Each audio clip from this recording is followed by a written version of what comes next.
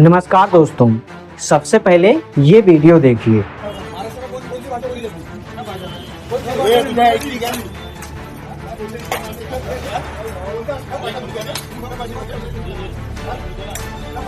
इस वीडियो में एक दुकान वाले को केवल इसलिए मारा जा रहा क्योंकि उसे मराठी बोलनी नहीं आती। ऐसे न जाने कितनी वीडियो सोशल मीडिया पर वायरल हैं, जिसमें कहीं किसी डिलीवरी बॉय को मारा जा रहा और उसका पेमेंट नहीं किया जा रहा, तो कभी रोड पर ठेले वाले को और बैंक के कर्मचारियों को मारा जा रहा और कहीं कोई दुकान तोड़ दी जा रही। ये सब खुलेआम क्यों हो रहा? ये कौन लोग हैं जो मेहनत करने वाले और गुजारा भत्ता करने वालों को ऐसे पीट रहे हैं, उन्हें मराठी बोलने पर मजबूर कर रहे हैं? जो मुद्दा अभी तक भाषा के आधार पर था, महाराष्ट्र के मंत्री नीतीश राणे ने इसे हिंदू मुस्लिम का मुद्दा बना दिया है। हिंदू को मारा गया तो मुझे बोलना है कि इतनी हिम्मत जाके नल बाजार और मोहम्मद अली रोड में दिखाओ ना। वो जो दाढ़ी वाले और गोल टोपी वाले क्या मराठी में बात करते क्या? आखिर सरकार उन पर लगाम क्यों नहीं लगा रही? इसके पीछे की राजनीति क्या है? अगर इन्हें गैर मराठी लोगों से इतना ही दिक्कत है तो ये लोग शाहरुख खान, अमिताभ बच्चन, सलमान खान, अक्षय कुमार, मुकेश अंबानी, रतन टाटा की फैमिली से क्यों नहीं कहते कि वो मुंबई से चले जाएं क्योंकि वो मराठी नहीं बोलते? क्या इनका गुस्सा केवल गरीब लोगों पर ही निकलता है? आइए जानते हैं आज के इस वीडियो में।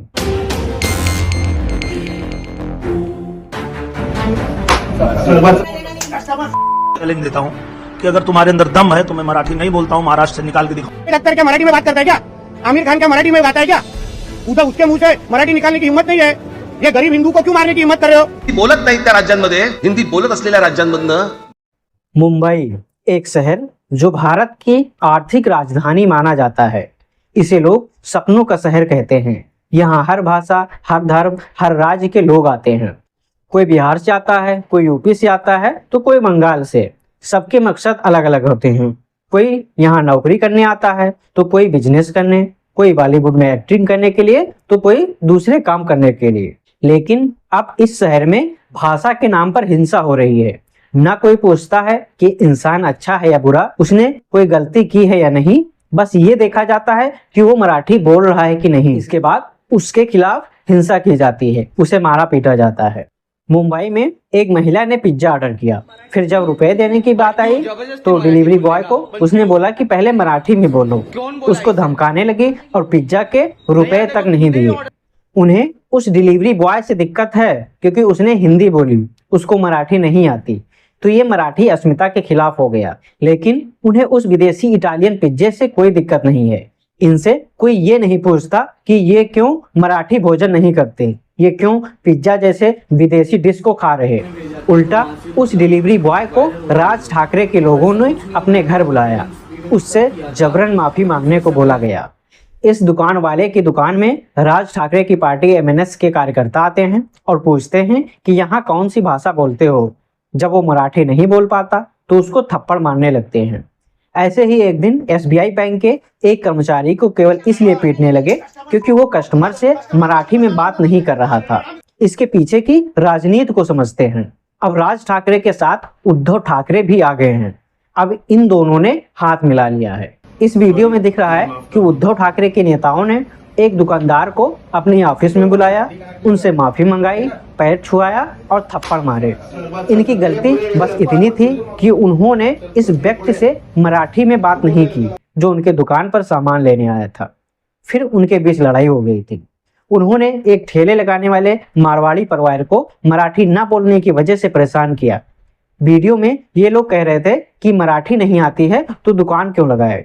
जिन लोगों को मारा जा रहा है वे कौन हैं? कोई डिलीवरी बॉय है जो जोमेटो या स्विगी में काम करता है, कोई ठेले पर समोसे या सब्जी बेच रहा है, कोई बैंक में क्लर्क है तो कोई और व्यवसाय कर रहा है। इनका कसूर बस इतना है कि इन्हें मराठी नहीं आती। मतलब अब मुंबई में रहने के लिए, काम करने के लिए, पेट भरने के लिए मराठी बोलना जरूरी हो गया है।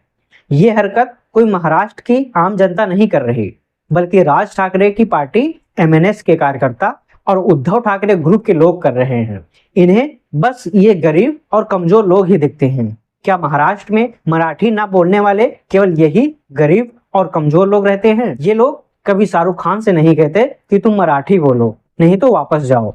अमिताभ बच्चन, अक्षय कुमार, सलमान खान, दीपिका पादुकोण, अजय देवगन जैसे ज्यादातर एक्टर, डायरेक्टर, प्रोड्यूसर मराठी नहीं बोलते। मुंबई में रहने वाला एक डिलीवरी बॉय, ठेले वाला और दुकानदार अगर मराठी नहीं बोलता तो थप्पड़ खाता है, उसके साथ बदसलूकी की जाती है। लेकिन वहीं अंबानी, अडानी, टाटा, बिरला, गोदरेज और जिंदल ये सभी मुंबई से अरबों कमा रहे हैं और किसी ने इनसे कभी नहीं कहा कि मराठी बोलो। क्यों? क्योंकि वो ताकतवर हैं और ताकतवर से सवाल नहीं होते और ये जानते हैं कि इनसे भिड़ने पर इनका ही नुकसान होगा। मुंबई इंडियन जो आईपीएल में एक टीम है, इसके ज्यादातर खिलाड़ी मुंबई से बाहर के हैं।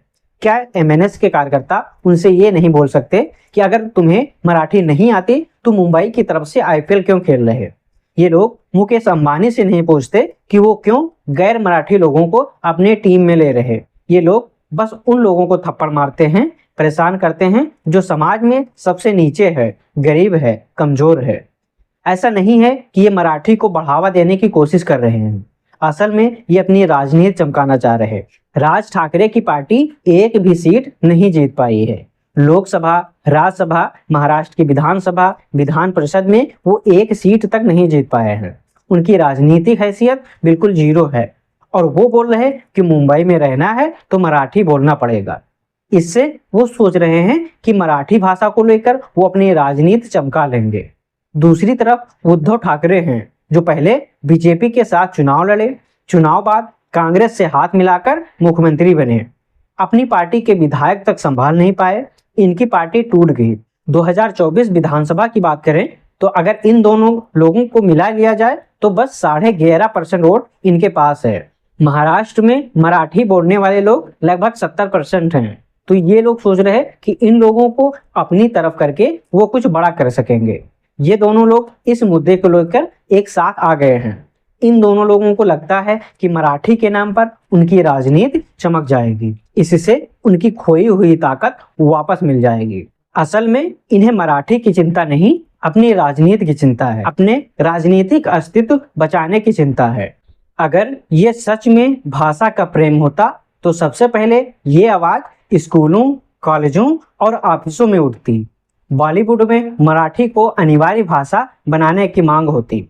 आईपीएल टीमों में मराठी खिलाड़ियों की जगह तय होती। एमएनएस के नेता खुद ही हिंदी में बोल रहे, तब इन्हें मराठी अस्मिता का ख्याल नहीं आता। दोनों भाई ने आज स्पष्ट दिखा दिया कि हिंदू हृदय सम्राट बाला साहब ठाकरे जी के जो असली महाराष्ट्र के विचार लेकर चलने वाले वंशज हैं, तो ये दोनों ठाकरे क्या जब ये राहुल गांधी से मिलते हैं तो मराठी में ही बात करते हैं? जब मुकेश अंबानी से मिलते हैं तो क्या वो मराठी में बात करते हैं? क्या वो उनसे भी कहते हैं कि मराठी में बात करो तब हम तुमसे बात करेंगे? फिलहाल इन सबके विरोध में उत्तर भारत के लोगों ने विरोध मार्च भी निकाला है। दुकानें बंद करके इन मराठी गुंडों के खिलाफ कार्रवाई करने की मांग की है। महाराष्ट्र के मुख्यमंत्री देवेंद्र फडणवीस ने भी इसके खिलाफ एक्शन लेने की बात कही है। लेकिन ये सबको पता है ये कार्रवाई उद्धव ठाकरे या राज ठाकरे के खिलाफ कभी नहीं होगी। ये बस शायद उन छोटे मोटे गुंडों के खिलाफ होगी जो गली मोहल्लों में ऐसे उत्पात मचा रहे। इन लोगों को इंग्लिश से कोई प्रॉब्लम नहीं है, मानो अंग्रेजी इनकी मातृभाषा है, लेकिन इन्हें हिंदी, गुजराती, बिहारी, पंजाबी से बहुत दिक्कत है। वैसे तो राज ठाकरे और उद्धव ठाकरे हिंदू मानस की बात करते हैं, लेकिन भाषा के नाम पर जो वे काम कर रहे हैं उससे गरीब हिंदू ही परेशान हो रहा है। ये चाहते हैं कि शिवाजी को पूरे भारत में सम्मान मिले और उनका हिंदवी स्वराज स्थापित हो। लेकिन क्या इससे भारत मजबूत होगा? क्या इससे हिंदू समाज मजबूत होगा? महाराष्ट्र के बीजेपी विधायक नीतीश राणे ने इसको अब धर्म से भी जोड़ दिया है। वो जो दाढ़ी वाले और गोल टोपी वाले क्या मराठी में बात करते क्या? उधर उसके मुंह से मराठी निकालने की हिम्मत नहीं है। ये गरीब हिंदू को क्यों मारने की हिम्मत कर रहे हो? ये सरकार हिंदू ने बिठाई है, हिंदुत्व विचार की सरकार है, इसलिए इस तरह की कोई भी अगर कोई हिम्मत करेगा तो हमारी सरकार भी तीसरी आंख खोलेगी, इतना मैं कहना चाहता हूँ। वैसे इसमें धर्म को लाना कितना सही है आप जरूर बताएं। मराठी सहित हर भाषा का सम्मान होना जरूरी है। जिस प्रकार हिंदी बोलने वालों के लिए हिंदी उनकी पहचान और शान है, उसी तरह मराठी इस राज्य की शान है। लेकिन सम्मान सिखाया जाता है, मारा नहीं जाता। मुंबई में रहने वाले ज्यादातर लोग किसी दूसरे राज्य से आए हैं, वो मराठी नहीं बोलते और इन्हीं की वजह से मुंबई आज भारत की आर्थिक राजधानी बन गया है। जो लोग बाहर से आते हैं वो थोड़ा बहुत मराठी सीखते ही हैं। हम लोगों ने भी 1 साल तीसरी भाषा के तौर पर मराठी पढ़ी थी। हमें तो नई भाषा सीखने में मजा आता था। हमने तो 3 साल उर्दू भी लिखना पढ़ना सीखा है। लेकिन जब आप डंडे से अपनी भाषा सिखाने जाओगे तो भाषा नहीं डर फैलेगा, और डर से कोई भाषा नहीं बचती। किसी भी राज्य की पहचान उसकी भाषा से होती है, लेकिन अगर उस पहचान के नाम पर हम लोगों को पीटना शुरू कर दें तो हम अपनी संस्कृति का अपमान कर रहे होते हैं, सम्मान नहीं। अगर आप भी समझते हैं कि भाषा का सम्मान जरूरी है लेकिन जबरदस्ती नहीं, तो इस वीडियो को दूसरे लोगों के साथ में जरूर शेयर करें, ताकि लोग समझें भाषा का मतलब नफरत नहीं होता, भाषा का मतलब होता है सम्मान और अपनापन। मिलते हैं अगले वीडियो में, तब तक के लिए धन्यवाद, नमस्कार।